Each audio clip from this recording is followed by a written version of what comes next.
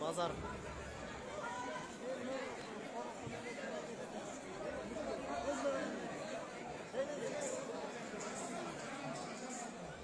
Hürmetli film başçıları, vaktin kentiyatlarının varışta bizlerden uzak olalım. Bakın uzakım.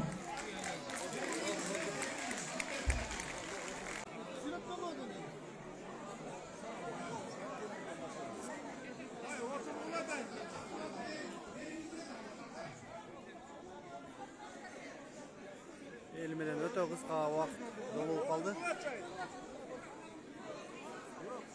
Bunday jolug'uunu çınıgında elder kütkөн emes.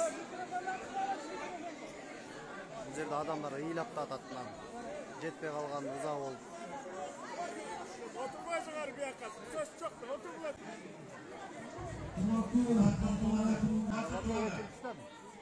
Yine biz madaniyatın köyünde yürüyoruz. Ağzına şimdi kılatıp mı lazım?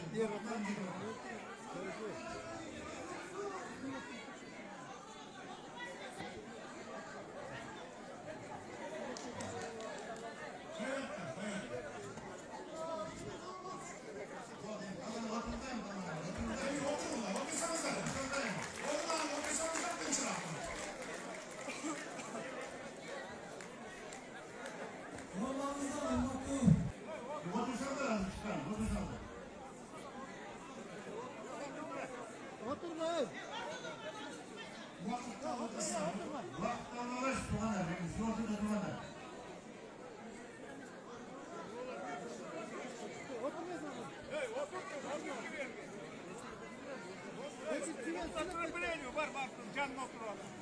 Otur da mı otur diyor.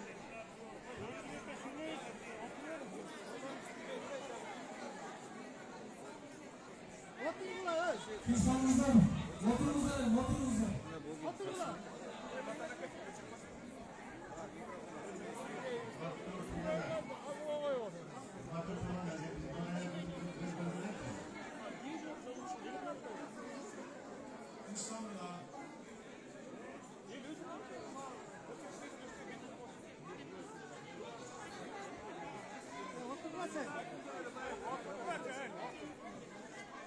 Bizim başçılar özümüzden vakti alamazsan.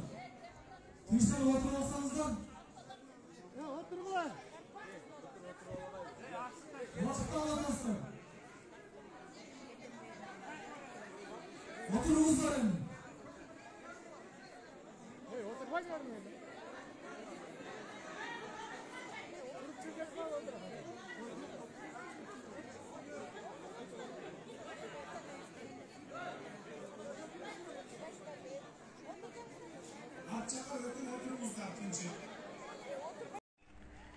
Assalamu alaikum, урматтуу Токтогул районунун жашоочулары, Токтогул шаарынын тургундары, урматтуу жердештер. Мына өзүңүздөргө маалым болгондой, бүгүн 8-июнь Токтогул шаарына Токтогул районунун борбордук маданият үйүнө Садыр Нуркожой Жапаров келди. Бирок биз шаардык кеңештин депутаттары жалпы райондун жана шаардын маанилүү көйгөйлөрүн айтып, атайын бир сюжетте видеороликтерди тартып, ошону тартуулайлы дедик элек. Жана ошондой эле Камбар ата 1, Камбар ата 2 боюнча атайын негизделген фактылар менен биздин жүйөлөрүбүз жана биздин Токтогул районунун бюджетин, Токтогул шаарынын бюджетин толтуруунун сунуштары бар эле, бирок тилекке каршы айта албай калдык.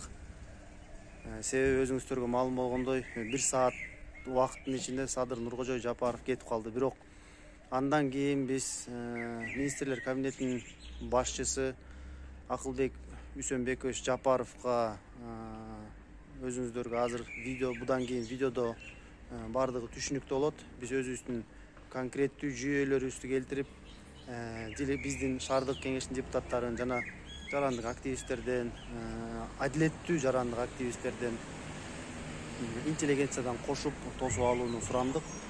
Кудай буйрса чалып калуу үчүн байланыш номерлерди алды. Күтөбүз бир туугандар. Бюджетти сиз менен биз бирге толтурабыз. Ырзалды ынтымак, Кыргызстаныбыз өнүгө берсин. Анын ичинде биздин шаарыбыз, районубуз жалпы önüge örsün.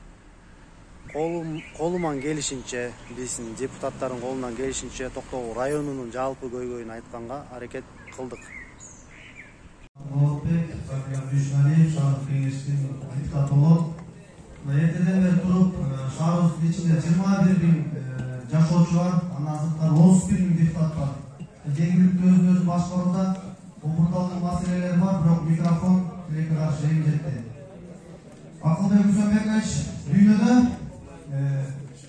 дайыма эки күрөш болуп келген тарыхта дагы. Бул жер күрөшү, бул суу күрөшү. Үчүнчү күрөш бул энергетикалык күрөш болуп жатат да, өзүңүз көрүп атасыз. Токтогулдардын дээрлик бардыгынын маселеси жер, суу, албетте социалдык объекттер боюнча болуп келатат да. Эң дегенде адам жашаш үчүн эң биринчи эмне керек? Биринчи жер керек. Анан сууну бериңиз, анан свет бериңиз, анан кан тамыр болгон жол бериңиз. Ушул маселеге такалып келип атат да. Мен бул менен эмне айткым келет? Мына сиздер келдиңиздер, Камбарата бирдин ачылышын кылып атасыздар, бул жакшы. Бирок ушу менен үчүнчү кесип болуп атат да. Биринчи кесип курулгандан биздин калк 50%-га сакталды. Экинчи Камбарата 2-ни жардыргандан өзүңүз Турманбек Баки Салиевичтин убагында клубтан өзүңүз бастыргансыз, Муражат аймагы, айыл аймагы. Ошол жерде дуалдар трешно, бүгүнкү күнгө чейин алар мындай толук кандуу компенсация алган жок. Бул менен эмнени айтып келип атат? Токтогул эли жер маселесинде, суу маселесинде өтө мындай момун экен да. Неге дегенде Каракөйдө Касана Минералс деген бир алтын чайкагыч бир фирма келген, алты прикип барса булай кетти. Андан сырткары азыр биздин кийинки депутаттар бул жерде Акташ, Кварц гендери бар болчу, алар чайкап, алар кетти. Эми бул жагын айта турган болсоң, ГЭСтер курулуп көрдүңүздөр, компенсациялар толук берилген жок. Эми ушунун баардыгына бириктирип туруп бизге компенсация берди 70 миллион сом. Бирок азыр көрүп атасыз, экономикалык абалдар, дүйнөнүн өсүшү бизге бул кун кичинекей болуп калды. Бүгүнкү күндө 10 ай өкмөт, 1 ай, 1 шаар. Бөлгөндө 4 миллион, 3 миллион сомдон келет. Буга биз эмнени өзгөртө алабыз? Акылбек Үсөнбекович, Токтогул районунда 500 километр жол бар. 230 километри бул асфальт. Анын 180 километри бул Көкбелден баштап ала берген чейин. 50 километр бул Токтогул районунун ичинде асфальт жол. 230 километр, 270 километр жол шагын. Көрдүңүзбү? Ошондуктан мен сизге сунушум да бул. Жаштарды жанатан бери бир да чыккан жок, бир да жаш чыккан жок. Сиздер мына сизге өзүңүзгө түз кылып бергим келет. Министрлер кабинетинин жетекчиси катары ушул Токтогул районунан, Токтогул шаардык кеңешинен бир коомдук башталышка жардамчы ала аласызбы? Биз сизге мындай смарт, жаңы мындай күч менен, энергия менен деке жардам берели. Эмнеге дегенде бизге реформа керек жүргүзгөндө. Динамикалык өсүш биздин демографиялык абал өтө куш болуп атат. Акылбек Үсөнбекович келтире албайбыз. Андан сырткары мына биз штатты көбөйтүүдө дагы сиздерге көз каранды болуп атабыз. Анда биздин эмне? Бул жерде жергиликтүү өзүн башкаруу деп берген максаты. Жада калса жаңы реформалар менен мына мэрди да өз шайлап атабыз. Бүгүнкү күндө мэр жок бизде. Эми жаңы келишкен эле мыйзамдар менен мэр жок. Эми анда депутаттардын эмне кереги бар? Элдин өкүлү болуп биз жөн эле убактыбызды, энергиябызды кетирип албайсызбы биздин энергиябызды? Мына сизге сунуш берип атабыз да, биз жаштар канатынан кошулуңуздар. Депутаттар корпустан сизге бир делегация менен барайлар келет. Кабыл ала аласызбы? Жок. Кабыл ала аласыз дедим да. Азыр анда айтып өтөйүн. Андан сырткары биз эми жакшы форматта президент менен жолугуп, жакшы жүйөлүү маселелерди айтайын дегенбиз. Мына асфальт маселесинде көрдүңүз. Бардыгы кыйналып атат, кан тамыр жок. Андан сырткары биз эми шаардык кеңешченин айтайын 40 миллион сом бюджетибиз бар. Мына эле шаардык тургуну келип айтып атат, жер жок да. Биздин аймактык бүтүндүк өзү начар болуп атат. Мына бардыгы бүгүнкү күндө жер алам деген адам 3 миңге жетти. Bu atsa bu. 50 yıldan beri yer alanlarda. Göz öteyinde kaldı. Karasanız öydегі біздің этаждан құрылмайды. ДИК компаниясы келіп bir başlagan жоқ. Kanalizasyonumuz жоқ. Biz Toktogул шаары чоң тупикке келіп тақалдық да. Эми чоң мыйзамдарды деле айткым келбейт. Анткени аларга жетишине деле азырынча көзүм жетпейт да. Ошондуктан бизде атайына 20 жыл, 10 жылдын ичинде Турат деген жерде Атиш Айчиев деген кинорежиссер Дубайга чейин өзүнүн фильмдерин көргөзүп келатат. Документалдуу сизге Токтогулдун ушу эртеден кечке сүйлөп атпайбы? Ушул жарты формада жарым сааттык видеоролик даярдаганбыз.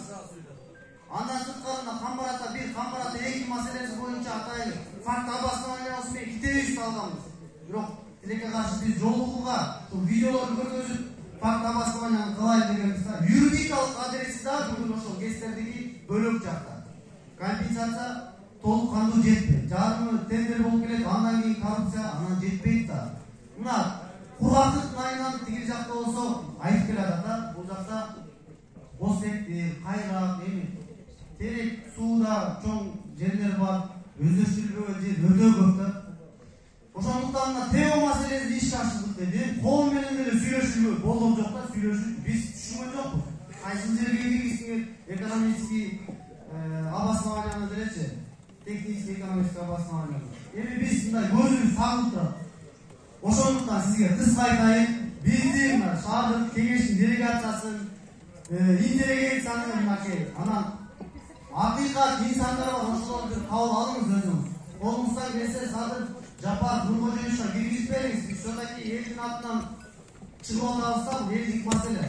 Эми бул жерде 40 миллион сомду 25 миллион сом айлык майын өзүңүз жакшы түшүнүп, содержаниясына 25 миллион сом кетип атат. 15 миллион сом менен биз эмнени өттүрөбүз? Ошондуктан биз кабыл алыңыз, бул жерден узак айтпайын, кабыл алганда бакытын кенен айтып берсин. Рахмат.